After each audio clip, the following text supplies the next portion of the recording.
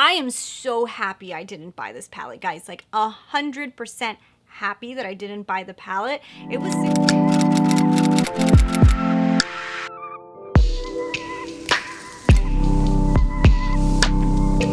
Happy video day, guys.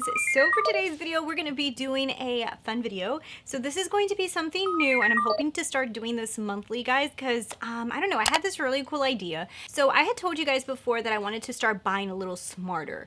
Kind of like understanding what I had in my collection and not just going out and purchasing every single new release, because yes, it is so tempting. It is so tempting, especially as a creator, guys. It's so tempting. So you guys know that I had talked to you guys before about me just feeling like overwhelmed with so many new releases coming out and being a smaller channel and wanting to show you guys everything. And I started purchasing a lot of stuff, and I started to realize really quickly, like, that is not me. I cannot do this. If a product catches my attention, I will totally buy it and review it for you guys because I love makeup. But I'm not just going to be purchasing everything just to buy it. You know, so I did talk about that in a video down below. If you guys want to check that out, you can get more information on what I'm talking about. So I did tell you guys there may be a way that I think that we can make some makeup savings into profit. I'm going to share with you guys my trick. This is what I am going to start doing to make myself feel so much better about skipping out on some of these brand new releases that I really honestly would have probably purchased, and I skipped out on them for multiple reasons. One of them is because of Make Up Your Mind, and it kind of like showed me that I have a lot of similar hues in my collection, and other reasons, you know, maybe I just felt like I probably wasn't going to get use out of it. I'm going to show you guys my spreadsheet. I'm going to show you guys my savings. I'm going to talk to you guys about the newest products that I skipped out on and my feelings behind them. We've got a lot to talk about, and let's get into it right now. So first things first, let's go ahead and I'm going to show you guys my spreadsheet. So let's do a screen share. I'm going to show you guys my computer. So this is basically the spreadsheet that I created. If you guys see the month of January, there's going to be two different sections here. There's the month of January, and there's going to be all of the skipped items that I did not purchase in January that I probably would have purchased if I had not been on this low buy. So I'm only putting items here that released that really intrigued me, but I skipped out on them. And on the other side, you're going to see everything that I actually did purchase. I'm not going to get too much into depth on the items that I actually purchased because I'm going to be doing a second video to this one where I'm going to give you guys mini reviews on everything that I purchased in January. So we're going to go over all of those things in another video. So let's go over the first section. Let's go over the important stuff. So you guys can see here on the top that I have January. I have the new release. I have all of them listed. These are all the new releases that caught my attention. Next to them, I have the price. That's how much they were actually going to cost me if I would have purchased them. So we're going to get into the savings section in just a minute because that's going to be the fun part of this video. But if you guys focus in on price, on the bottom I have a tally. So basically the tally says $533.50. If I would have been on my buying spree, which I started to do in the summer and then I kind of like slowed myself down, if I would have been on my buying spree and if I would have wanted to just purchase all of these things just for review, I would have spent $533.50 in the month of January on makeup. Yes, I know. And I will tell you, January was not a very active month of makeup releases. They were actually pretty slow. So that's a lot of money, guys. So now that I know that I actually saved that amount of money and I probably would have purchased that amount, what I have next to it is a thing called savings. Now, this is the part that I think is fun. So I don't believe that the whole $533.50 I'm going to reinvest into something because I feel like I need to keep some of that money on my side because I don't think that that is a normal amount to spend.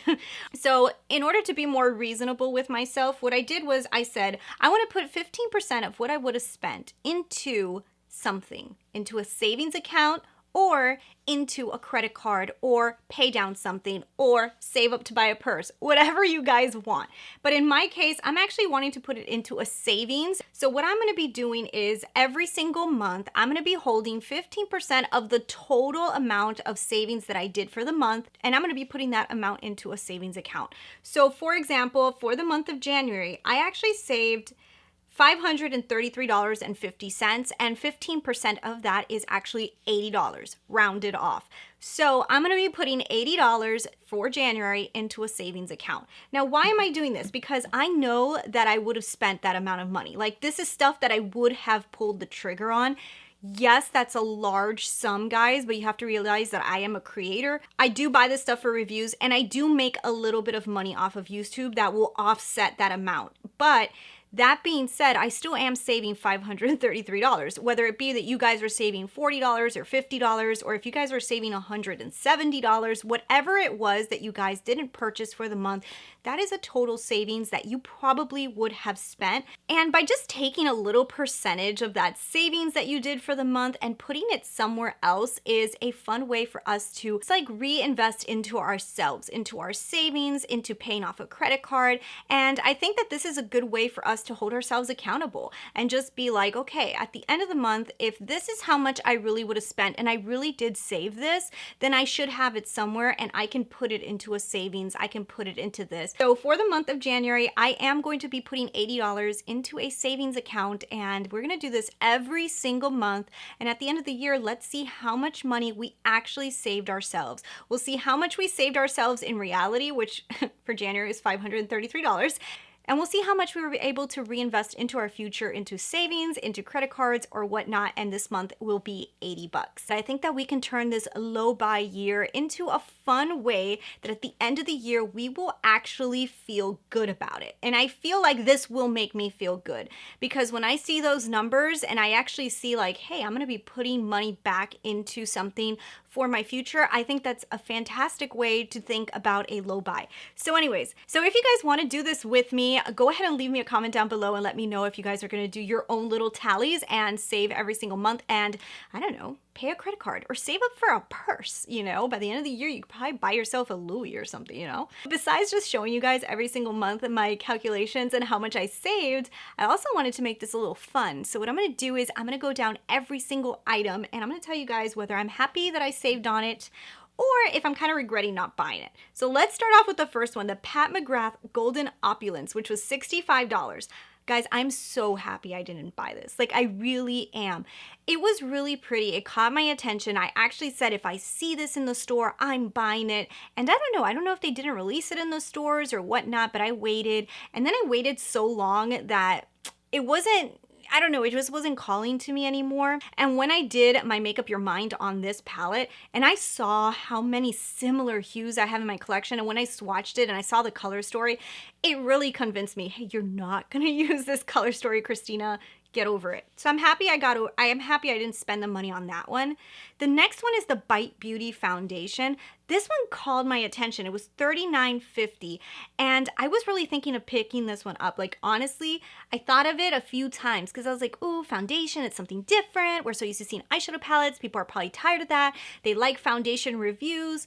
But I had just bought in the Shiseido one, and guys, I'm in love with that foundation, and it actually feels great on my skin, and I feel like my skin has gotten better when using it. Then I didn't want to switch it up. I honestly just said, you know what? I don't feel like breaking out with a new foundation that potentially could be bad. And I just bought the Shiseido one, and it was expensive and I like it. So I passed on this one, and I'm kind of happy because I feel like this one has gotten mixed reviews from people. This hasn't passed with flying colors from all of the different like creators that I have seen. So I'm actually happy I skipped out on this one. So this one also I'm pretty happy with. Okay, so the ABH Amrezy palette was $49. I'm happy I skipped out on this one too. And that's because of Make Up Your Mind. And when I did the whole swatching and everything, and I noticed that the whole palette itself was very neutral. And then it just had a pop of blue. And I've said this multiple times, like, I don't wear blue. Like, I really don't. And blue is a fun color to own, but it's just not a color I typically will put on. So the pop in this palette was the blue, and it just, I don't know. I mean, I have to admit the palette itself is pretty, but I do feel like after doing Make Up Your Mind, I have a lot of these hues. I don't feel like it was super unique. I think it was a cool curation, but I don't think that it was unique for me. So I'm happy I skipped out on that one too. Also, there was pigments in that palette, and we're gonna do a whole video on that, but guys, I'm allergic to them. They literally make my eyes itchy, red, and I'm tired of pigments. Tired of them. So we have the Charlotte Tilbury Pillow Talk Instant Eye Palette for $75, and this is one I am so happy I skipped out on.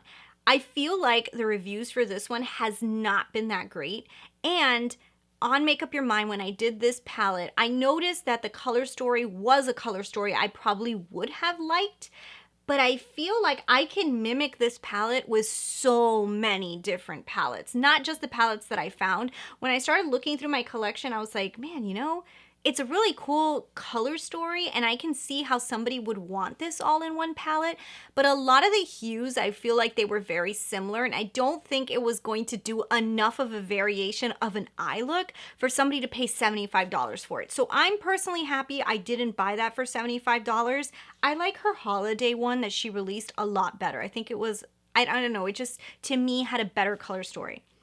So we have the next, okay, so this one was another one that really called my attention, guys. The Dior Forever Concealer that released, that was $36. Now, I haven't seen that many reviews on this one at all. So this one probably would have been one that if I purchased it, I probably would have gotten a lot of views because I didn't see anybody really review this. So I have to admit, this one has me back and forth. Like, I almost really want to try it, but the Eyeshadow concealer that I just bought too, I bought a backup one of it because my other one was almost gone. That concealer will probably be gone by the time you guys watch this video because I already have my backup one and I just purchased that one. And it was right before this one released, and I don't feel like it would have been, I don't know, it wouldn't have been worth it because I do have like a few other concealers that are open, and this one has me a little bit back and forth. I almost want to try it, and then I almost feel like, ugh. So I don't know. That one's a little bit, I don't know. Okay, so now we have the Lawless lipsticks that released, and they were $28. This is another product I really didn't hear anybody really talk about, and to be completely honest, the color stories were really pretty, and I probably would have picked up like 3 or 4 of them, and it probably would have been all nude colors, and I probably would have showed it to you guys, and I probably would have thrown them with the rest of the nude lipsticks that I have purchased. I bought a few of the Natasha Denona lipsticks that were all the nude collection. I have a lot of nude lipsticks. I also love the Charlotte Tilbury Pillow Talk. I feel like when it comes to nude lipsticks, it's like everybody's like, how many nudes do you really, like, you can't get enough nudes. And it's true. You can keep on buying nude lipsticks, but like with me, I already can tell, like, I cling to certain colors. Okay, so the Fenty Snap Shadows for $45. Now, I'm putting $45 because I would have purchased 2, because if you would buy one, you can get the other one like cheaper. So I would have definitely purchased 2 of them, and I was planning on getting 2 of them. And when I did the Make Up Your Mind video, I noticed that a few of the shades were really similar to the Subculture in the one that I really liked. And when I went to the store and looked at them, I have to admit, some of them looked a lot better than others, but the ones that called my attention the most are the ones that I own, like a lot of the colors. So I don't know. I don't really regret not buying these. I feel like these got mixed reviews as well, and I like the snap idea, but in reality, I probably would never use that, so I guess I'm happy I skipped out on this one too. Okay, so the Hourglass Vanish Concealer for $34. This is another one, guys, that I don't feel like I heard like millions of people talking about. I thought that I was going to hear about this concealer a little bit more. I feel like people liked it. I don't think that it was like something that people loved. So $34. I love the Eyeshadow one, guys. I don't know. I have a feeling that this one wasn't a luminous concealer. Am I wrong on that? But I think it wasn't. And I think when I read that, I was kind of like, eh. And I think the Dior one was also one that didn't say luminous. And I really honestly like luminous concealers. I'm in my mid-30s, guys. I do have lines under my eyes. I don't like dry eyes. Like, it doesn't look good on me. I need to have something more silky and luminous, and I don't even like to set my under eyes anymore because I just think it dries them out too much and it makes them look like crepey. So yeah, I'm kind of happy I skipped out on that one, I guess. The Dominique Cosmetics Latte 2 for $42. You see, guys, this is one I still regret not buying, even though with Make Up Your Mind, I know that I found these shades. And the only reason I regret not buying it is because I really love Dominique Cosmetics' formula. They have such a good formula. And like I say with Make Up Your Mind, you're not looking for formulas. You're just looking for colors. So if you love a formula, it could sway you to want to buy it. And the only reason, guys, that I'm not buying this palette, I'm staying strong, is because I know it's a primary neutral. It's primarily like a neutral palette with a pop of color. And it's just, I don't know. I feel like I have this palette like 20 times over, just maybe not with the mint green. And it's a beautiful, beautiful color story, and I really love it. But I don't know. I go back and forth. Like, I know I shouldn't really want this one because I know I found it, but I still kind of want this one, but I'm not going to buy it. Okay, so the Natasha Denona Love Palette.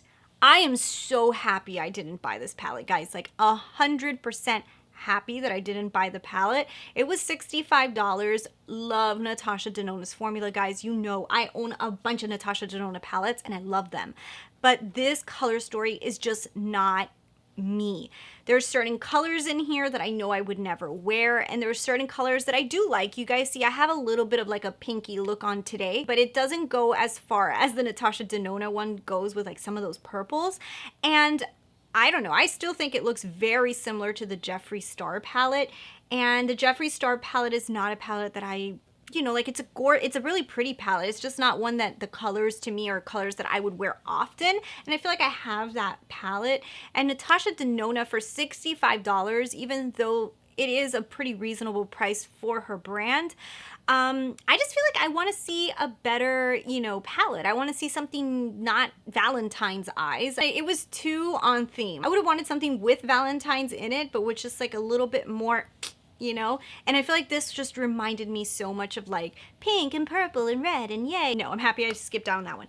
Then there was also the Natasha Denona Face Glow, Love Cheek Face Glow, $55, and I'm so happy I didn't buy this. I'm so happy, guys. Like, I don't like glitter on my face. Like shiny cheeks to me, unless it is like a sheen look, like a highlighter would do, I don't like to accentuate all of this area. I do have some acne scars here. I also try to cover some pimples every once in a while. The last thing I want to do is put a sheen of glitteriness all in this area so that everybody just like zones in on my imperfections. I don't have perfect skin. I think that this product would look beautiful on very clear skin. I think there's ways to wear this that it'll look gorgeous. I'm just not going to go out of my way to do it that way. Also, cream products sometimes break me out. I don't know if it's because of the oils in the creams, but to put a cream base and then to put a highlight on top of it and just to be like beat me up to space like all over the face, I don't like that look for me. I like this part here to be a little bit more matte, not matte foundation, just not shiny. So for me, I'm happy I skipped out on this one for sure. Like this one I was like, thank God. And I wanted this one until I saw the swatches and I was like, those are all highlights. Like no, not for me, no.